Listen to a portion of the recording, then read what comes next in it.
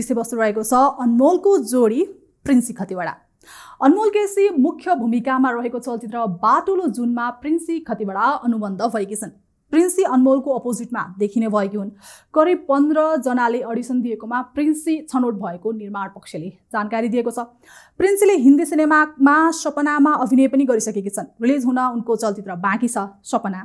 8वटा हिन्दी गीतको भिडियोमा उनले अभिनय गरिसकेकी छन्। नेपाली 70वटा भन्दा धेरै गीतमा उनले अभिनय गरेकी छन्। बाटुलो जुनको केही सिन अर्को हप्ताबाट छायाङ्कन हुँदैछ। पानी परेको सिन चाहिएकाले करिब 1 साता यो सिनेमाको छायाङ्कन नौबेसेमा हुनेछ अरे।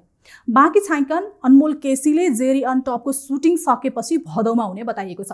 यो चलचित्रलाई भुवन केसीले निर्देशन गर्दैछन्। बाटुलो जुनले नेपाली ग्रामीण समाजको कथा भन्ने छ। गाउँको सेटअपमा यो सिनेमाले कथा भन्ने छ भने तर पुरै गाउँलेको भूमिकामा नै अनमोल देखिने छैनन्।